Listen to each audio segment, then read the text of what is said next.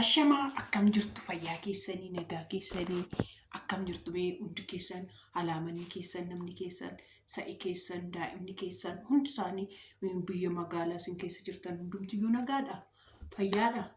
Ana biraa isaaf haa galatu kunoo jaartiin keessan sanii fayyiteetti xiqqoo ishii sadiitti itees fayyiteetti amma itti kolfuu sin dandeessi garuu naa buqqisiisaa. Gatiin ilkaanii minyaadha. Gatiin ilkaanii minyaadha. Naa buqqisiisaa. Maal iddoo isin qabne akkasitti ta'ee odoon keessaa buqqisiin deemamoo yoo buqqisanis immoo foon re'ee fa'aa nyaadhu naan jedhanii foon re'ee immoo eenyuun naa bitaa.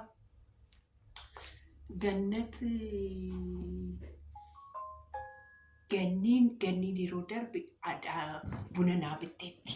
Ganniin yeroo darbe buna naa bitteetti. Dur sabboontu tani madhaa sabboontu nama biyyatti galteetti. Masaanuun koo immoo eebbuudhaaf keekii bitti.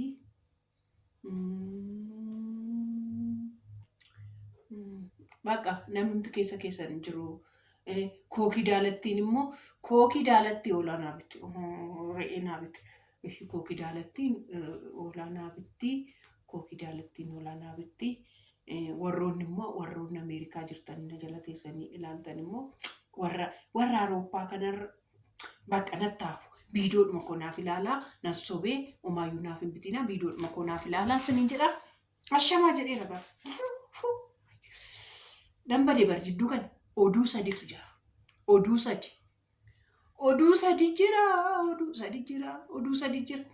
Oduu sadi keessaa tokko fayyoo, lama sabboontuu, sadaffaa hunda dandeessu. Sadaniyyuu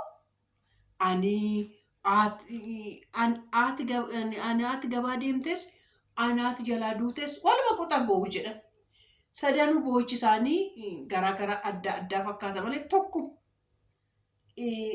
Ani hunda dandeessus nama gaddisiisa. An fayyoos nama gaddisiisa. An sabboontus nama gaddisiisa. Meesti komitaa taroota koo isin jechuudha. Kana sadan keessaa ani xiqqooshii isin nyaate isin dhukkubee eenyudhame. Anaan xiqqooshii na dhukkubee ani hunda dandeessuti. Maaliif akkas jettanii na gaafattanii viidiyooshii ilaalaa fi dhugaa viidiyooshii ilaalaa fi ganaa araasiidha. Ganaa araasii ji'a afuriyyuu hin taane araasiidha. Ji'uma afur taate miti araasiidha. Hormoonii nama ji'a guututti nama sirratu nama jeeqaa garaan nama badaa akkasumas immoo haadha hin qabdu beektu mitiire. Haadha ishii dhaqxeetti bo'attu, haadha ishii dhaqxeetoo ishii dubbistu, haadha ishiitti wannoo jettu hin qabdu waan ta'eef jechuudha.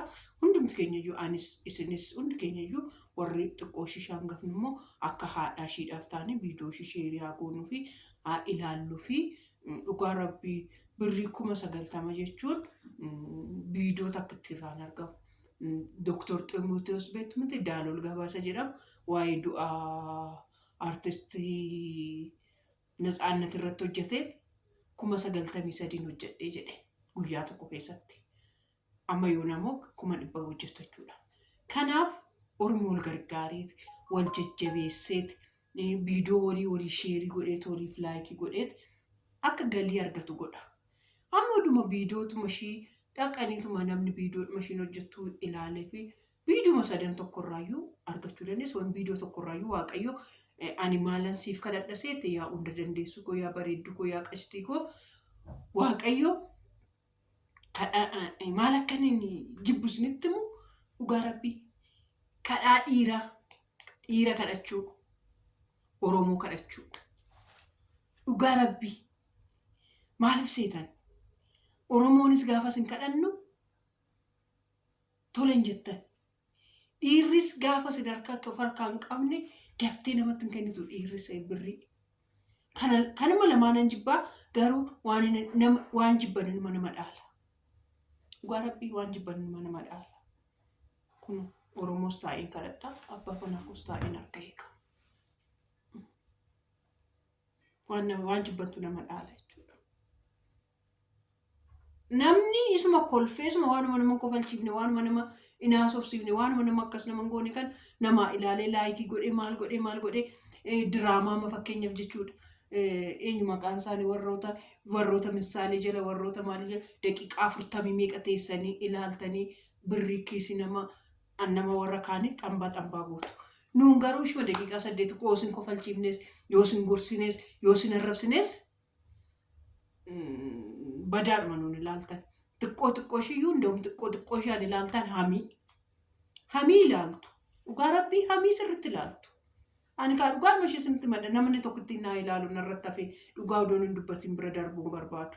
Dhugaa rabbii hamii gaafa ta'u waan nama gorsu waan sagalee waaqayyoo qabu waan nama fayyadu waan sin fayyadu waan bu'aa sinii qabu itti dhiphatanii gaafa hojjetanii ani gaafa isaan kun daawwattoota koo ijoollee mana maadaamii jiran ijoollee biyya ambaa jiranis ijoollee eessa jiranis inni kun hin jajjabeessa inni kun waan gaarii godhaaf jedhee gaafaan sinii waanuman keessa darbe istooriin keessa darbe illee dhufee sinii todeessu gaafa san maal gootu inni ilaaltanii viidiyochi appitaayitii nama keessatti cufa. Gaafa hamii immoo ta'ee jechuudha tambineelii hamii wayin fayyoo hamadhee wayin nama tokko hamadhee tambineelii hamii irra godheetoo dhufu inni ilaaltu. Maali jechuun maafan nama hamadheetu jiraadha ofii koof hamadheetu hin jiraaddu. Dhugaa rabbii namatti maxxanummaa kana baay'een jibba dhugaa rabbii namatti maxxananii isa jiraatan haceenii waan nu jedhan jechuudha dhugaa rabbii maaliif nuun ilaaltan? Haadha eebbarraa waan barattanii? Isa afaan koo keessa ba'u waan barattanii? Jireenyi koo maa sin hin barsiisu? Hamii kootu sin barsiisa?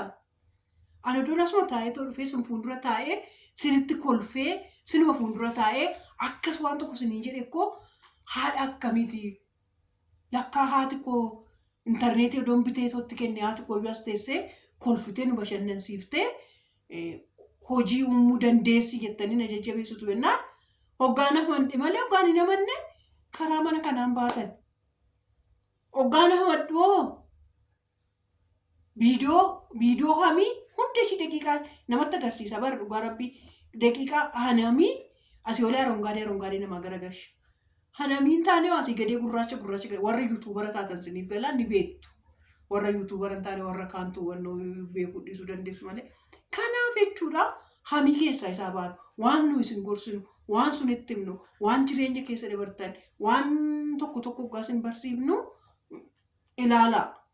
Akkamas immoo fakkeenyaaf sabboon wannoodhaafis eenyu maqaan ishii hunda dandeessuudhaafis ilaalaa fi hormooniin hin sirranne waan baay'eetu ishii garaa ishee balleessaa waan baay'eetu ishii boochisaa waan baay'eetu itti dhaga'amaa biyya hambaa turtee dhuftee biyya hambaa sanitti deebi'uun jechuun ani koo ishii biyya hambaa nagarra ishii dhumansitti intarneetii irratti sinitti wacu wayya bara isa wayya warri biyya hambaa arganiitu akkana deebi'aniidhaan baay'eetti dhaga'ama waan baay'eetu itti dhaga'ama kanaaf abshirsiif jirraa haadhoo koodee koo jedhanii jajjabeessanii viidiyoo ishii ilaalaa fi laayikii godhaa fi sheerii godhaa fi yoo isinitti toluu baate jechuudha dhugaa rabbii fakkeenyaaf jechuudha waan gaarii hojjechuu waan gaarii namaa gochuu waan gaariidha miti fakkeenyaaf jechuudha namoota isin gargaaruu dandeessa warroota isin gargaartanii jajjabeessuu qabdu jedhamu lakkoofsa tokko hanadha lakkoofsa lama eenyu maqaan ishii hunda dandeessudha